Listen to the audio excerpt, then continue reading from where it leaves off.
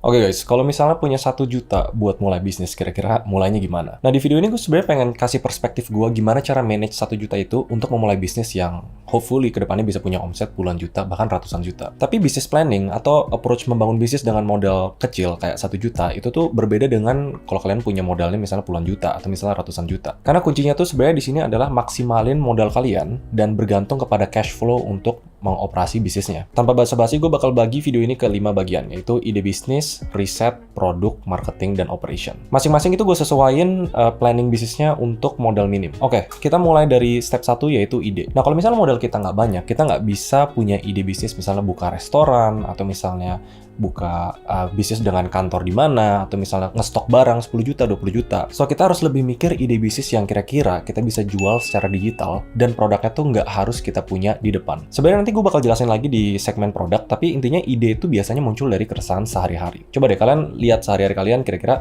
apa sih yang kalian passionate, apa sih yang dulu kalian pernah jualan. Biasanya as simple as lihat makanan favorit kalian sehari-hari apa, atau misalnya hal yang paling sering kalian beli setiap hari apa. Sebenarnya kita nggak usah limit idenya harus kecil, tapi ide besar, misalnya buka restoran, itu tuh bisa di breakdown ke ide yang jauh lebih kecil, yaitu mungkin masak di dapur sendiri, terus jualannya melalui online. Sebenarnya segmen 1 tuh cuma intro doang, kita nggak nutup diri, misalnya bisnisnya harus kecil banget, tapi idenya itu biasanya yang paling realistis kalau kita mau lakuin dengan modal kecil adalah yang di dekat sehari-hari kita. Nah, segmen kedua itu riset. Jadi, karena kita punya modal kecil, kita nggak bisa semena-mena langsung bikin produk trial and error sebanyak mungkin gitu. Nah, jadi ada 2 bagian dari riset pasar. Ini juga di buku Quick Start Guide yang kemarin gue pakai untuk social project, yaitu pertama kalian riset pasar, dan kalian kedua adalah riset kompetitor. Jadi apa bedanya riset pasar sama riset kompetitor? Riset pasar tuh kalian ngelihat, misalnya kalian punya ide bikin basreng gitu, misalnya bakso goreng untuk bisnis kalian. Kalian as simple as lihat, kira-kira di sekitar kalian ada nggak sih yang mau beli bakso goreng? Kira-kira orang suka nggak sih beli bakso goreng? Atau misalnya lihat aja di GoFood sama GrabFood, ada nggak sih orang yang jualan bakso goreng di daerah kalian? Riset pasar kalau misalnya mau lebih dalam tuh tujuannya biar kita bisa berlihat, ini bisnis bisa kejual nggak sih? Ada orang nggak sih yang mau beli? Kalau misalnya bingung, as simple as kalian tanya calon customer kalian gitu, misalnya dari teman kalian atau kayak orang-orang dari sekolah kalian atau kuliah kalian. Kalau misalnya responnya mostly positif, oh mau beli nih, oke, next step yaitu riset kompetitor. Riset kompetitor tuh harusnya straightforward ya, jadi kalian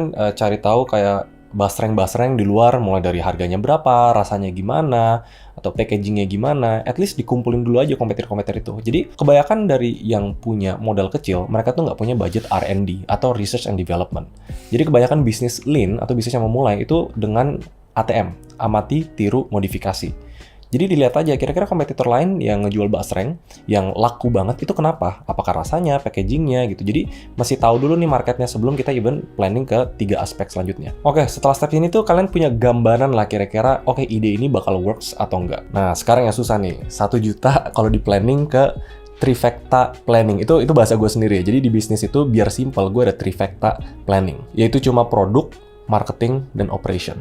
Kita mulai dari produk dulu deh. Jadi gue punya aturan 40-40-20. Untuk budget mulai bisnis, 40% itu dipakai buat produk, 40% dipakai buat marketing, 20% dipakai buat operation. Kalau misalnya 1 juta berarti kan budget kita 400.000. Nah, untuk produk 400.000 ini kuncinya. Kalian nggak bisa berharap misalnya uang di awal itu dipakai untuk stok barang sebanyak mungkin. Jadi gue sangat tidak menganjurkan kalau mau jualan apa itu stok barang banyak gitu. Misalnya dari 400.000, 400-nya dipakai buat stok barang. Biasanya 400.000 tuh dipakai buat trial and error, bikin produk pertama, cari tahu resepnya. Ini kita pakai konteks bakso goreng ya. Nah, kalau untuk mau jualan, produknya itu dibikin sistem PO. Jadi untuk bisnis yang modalnya kecil, kalian tuh harus perhatiin cash flow. Misalnya 400.000 tuh udah nemuin nih packagingnya, misalnya yang kalau packaging harus di stok kan. Misalnya packagingnya kayak gimana, kayak produknya kayak gimana, bahan mentah at least dikit aja untuk memulai. Kalau misalnya ordernya banyak banget gimana? Nah, bikin sistem PO, pre-order atau misalnya per batch di mana orang bisa bayar kalian dulu, baru nanti kalian bisa deliver barangnya. Nah, itu biasanya kalau modal kecil, di bisnis itu ada istilah namanya turnover. Kalau misalnya modal kecil, kita nggak bisa ekspektasi untuk stok banyak produk itu terus berharap bisa kejual 3 bulan ke depannya. Jadi turnovernya kita harus bikin sempit. Nah, itu with product tuh ada 2 yang harus diperhatiin, yaitu USP atau Unique Selling Proposition dan Unit Economics. Unit Economics tuh intinya kalian planning, misalnya kalau mau jual basreng harganya 5.000, modalnya berapa? Kira-kira baksonya berapa, gorengnya berapa, packagingnya berapa. Make sure kalian tuh punya margin yang sehat. Margin itu misalnya kalian jual 5.000, modal per basrengnya mungkin 3.000 atau 2.000 gitu, atau 4.000 gitu. Tapi kalau sebisa mungkin marginnya gede gede, tapi harganya tetap kompetitif. Kan sebelumnya kalian udah research competition kan. Nah, biasa setelah planning produk ini kalian udah kebayang nih, oh kira-kira produk box ranknya gini, kira-kira packagingnya, idenya begini, kira-kira harga-harganya tuh begini gitu. So, modal di awal tuh kebanyakan pasti dipakai buat riset atau enggak stok barang mungkin cuma 5 atau 10 doang, which is fine, karena kalian bisa jual PO base atau batch base. Nah, poin kedua tuh yang tricky. Kebanyakan orang kira kalau misalnya punya budget, misalnya 400.000, langsung dipakai buat promosi. Jadi marketing tuh ada dua, menurut gue fondasi sama distribusi. Nah, kalau misalnya punya budget kecil, gue sangat nggak saranin kita fokus ke distribusi. Misalnya 400.000 semuanya dipakai buat Instagram Ads, misalnya 400.000 dipakai buat influencer atau gimana, itu gue sangat nggak saranin sebenarnya. Karena kalau misalnya kita punya bisnis online, atau misalnya bisnis dengan modal kecil yang harus bergantung sama online, lebih penting tuh fondasinya. Mending kalian bayar desainer untuk benerin logo, untuk bikin post-post di Instagram, untuk apa. Jadi kayak lapak online-nya itu jauh lebih penting dibanding distribusi. Nah, di planning marketing tuh sebenarnya itu, kalian decide brand-nya mau apa, yang menurut gua lebih penting. Karena untuk distribusi, untuk kenalin produknya di market, itu banyak banget yang gratis. Dan bisa dilakuin secara gratis, mungkin sampai omsetnya puluhan juta. Kalau misalnya kalian masih sekolah atau kuliah, ya mungkin gerilya tawarin ke teman-teman, atau titip di mana, atau misalnya masuk ke komunitas, dan lain-lainnya. Nah, itu kan budgetnya 400.000. Biasanya kalau gue saranin 200.000-nya buat hire orang, atau buat minta tolong orang buat bikin logonya.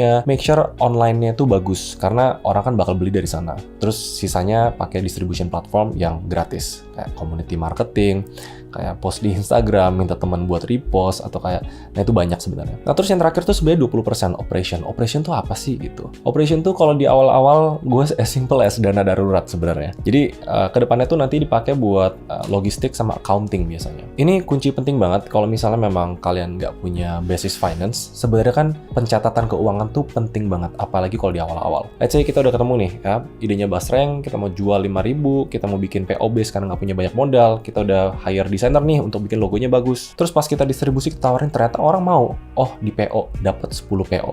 Dan itu semua harus dicatat. Karena kunci dari running a business dengan modal kecil, lean, kalian sangat bergantung dengan namanya cash flow. Jadi kalau misalnya ada duit masuk dari PO, baru kalian beli bahannya, kalian bikin, terus nanti profitnya kan kesimpan tuh. Kayak labanya misalnya sisa 200.000 atau sisa 500.000. Nah, 500.000 itu baru bisa dipikirin lagi untuk diulang lagi. Ngestok barang, atau misalnya improve produknya, dan selanjutnya. Nanti lama-lama tuh dia bakal snowball sendiri. Selama setiap PO, setiap batch tuh kalian berkembang terus. Kalian fokus channel-channel distribusi baru, dan lain-lain. Jadi itu sih gambaran besar gimana cara business planning dengan modal 1 juta. Ini personal, ini nggak ada teori dimanapun. Kalau gue sendiri suka 40-40-20. Produk fokus di USP sama unit economics, dan jangan ngestok barang. Menurut gue bikin PO base, atau misalnya kayak dropshipping. Nah, kalau untuk marketing, menurut gue lebih penting pondasi online dibanding distribusi, kalau misalnya budgetnya kecil. Jadi make sure kayak Instagramnya bagus, make sure kayak desain, misalnya brosurnya bagus, kalau misalnya mau pakai brosur, dan sisanya fokus distribusiin melalui channel-channel gratis. Dan terakhir, operation, catat keuangan. As simple as that. Terus nanti kalian lihat tuh, cash flow-nya, atau pemasukan pengeluaran tiap bulan. Yang bulan ini pemasukannya oke, terus dapat profit, dipakai buat pengeluaran bulan depan untuk stok barang dan lain-lain. Jadi sebenarnya bisa nggak bikin bisnis dengan modal 1 juta? Menurut gue bisa banget. Kalau misalnya gue disuruh ngulang untuk bikin bisnis pakai 1 juta, menurut gue bisa. Lebih susah? Yes. Lebih lama? Yes. Cuma ya, we make do with what we have. Tapi semoga perspektif ini tuh bisa ngasih gambaran ke kalian how to run a business dengan modal 1 juta. Gue sih berharap banget modal kecil itu bukan jadi hambatan orang untuk memulai bisnis. Kalau misalnya kalian emang beneran mau, go for it, gue support. Nanti feel free untuk komen ide kalian di kolom di bawah. I guess I'll see you guys in the next video. Good luck untuk bisnisnya.